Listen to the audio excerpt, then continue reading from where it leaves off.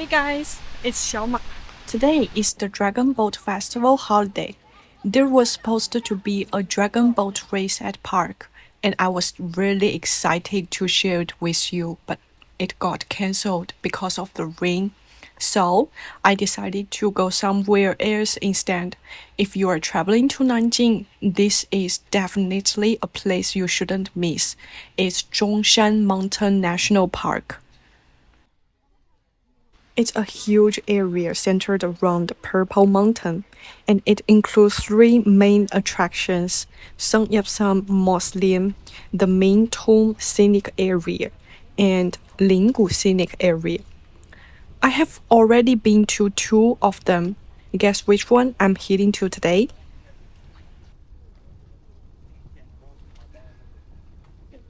If you are staying in the city center, you can take subway line to Xiamafang Station or Muxuyuan Station. From there, you can either walk to the scenic area or take a sightseeing bus. Tickets can be booked online or bought on site. Okay, guys, I'm here. Since today is raining, so there are not too many people. And it's very quiet here. I like this atmosphere. See? So at first glance, it just looks like an ordinary forest park. Quiet, green, and relaxing. But here, ancient, modern, and contemporary history are all exist side by side. So my route today is a bit special.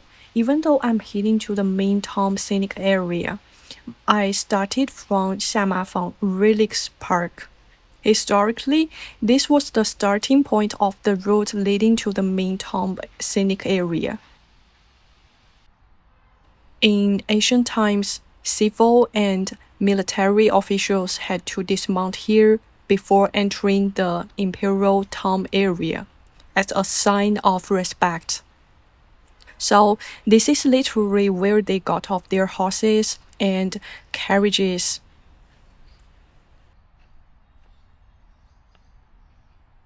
I spotted something interesting in the distance.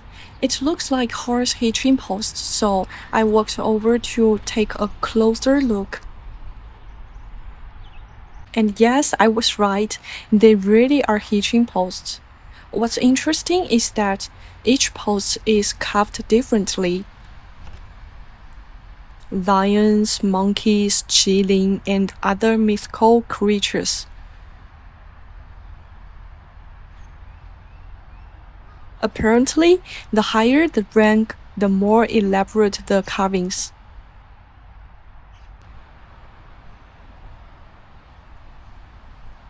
I really enjoyed this big open lawn. Standing in front of historical ruins makes me feel connected to the past, as if I share the same space with people from hundreds or thousands of years ago. Time feels blurred, but the space remains.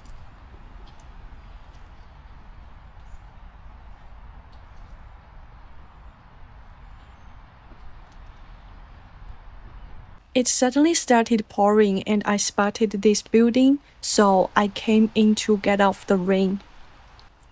There's nobody here at all.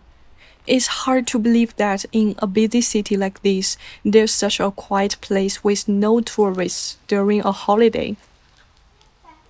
I can just sit here and listen to the sound of the rain.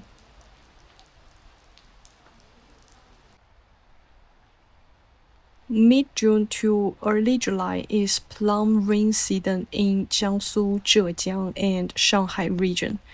Rainy, humid, almost daily showers. So it's best to avoid this period. But it does give the scenery a special feel. After leaving the park, you will pass a road along the old city wall and continue on. It's especially beautiful on rainy days, right? With green plane trees lining both sides. Actually, the plane trees is a symbol of Nanjing and can be seen all over the city. During the Republican era, many were planted along the city's main streets. Along the road, you will see many Ming Dynasty architectural fragments and stone carvings placed by the roadside. I used to find them hard to understand in art history class, but seeing them in context makes their original purpose much clearer.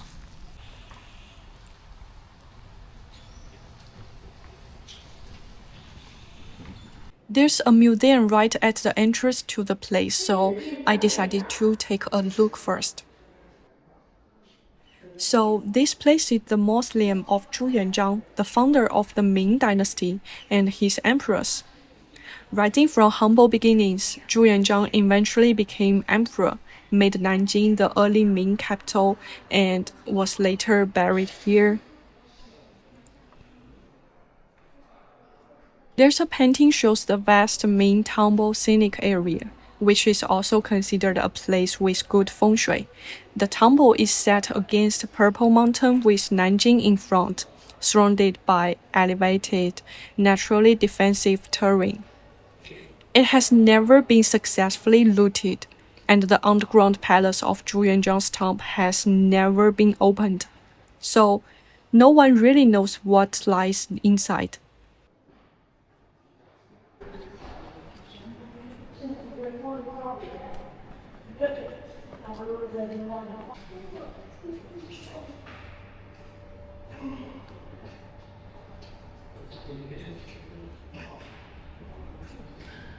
They also display some exhibits about Zhu Yuanzhang. These are wooden Buddhist statues. They were used in temples for worship and religious ceremonies.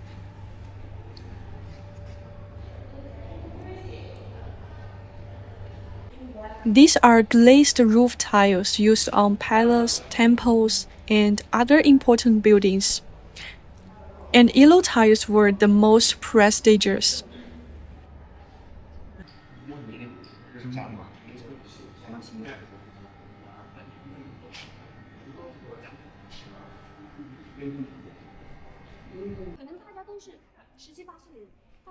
The first stop was the Gongsheng stela, which records the construction of the mausoleum. The huge stone tortoise is the ninth son of the dragon. It's hard to believe it was built 600 years ago.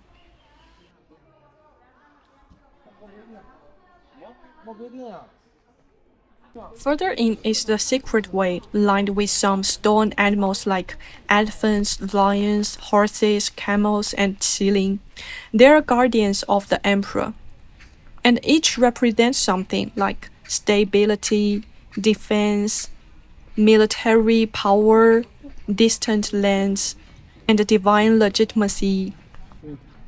The scenery here is stunning. I would love to come back here in autumn.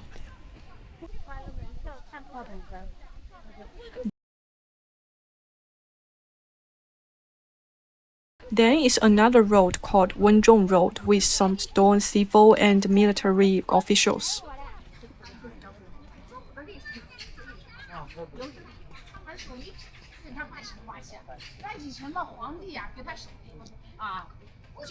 Next is another stele, a tablet praising Zhu Yuanzhang with the governors surpassing the Tang and Song dynasties, written by Emperor Kangxi.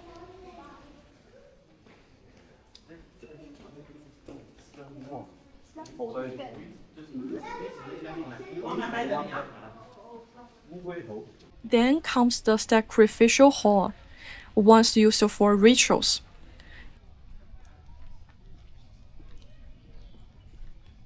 In front of it are incense burners. They are quite striking.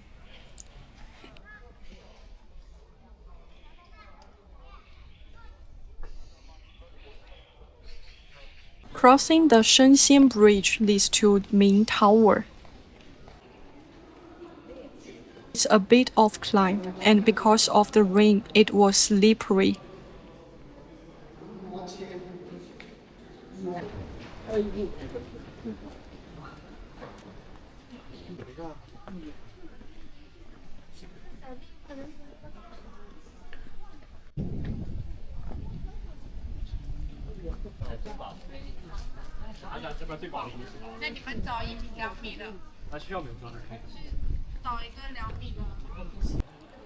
I thought the top was a little underwhelming, mostly information displays. Behind the tower is the hill where the campus tomb is located. It's completely covered in trees, so you can't really see its shape. I also found a pavilion with an open lattice ceiling, and the view looking up was absolutely stunning.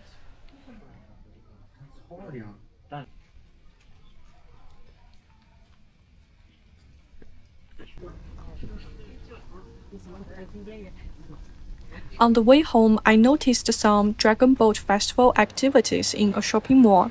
People were making sachets and mugwort decorations for blessings.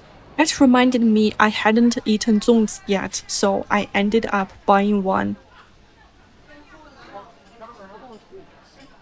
That's it for this video. I really wanted to show you guys the Dragon Boat race, but it's a shame that the event was cancelled due to rain. But I hope you still enjoyed a little history class today. Thank you for watching, and I will see you next time. Bye bye!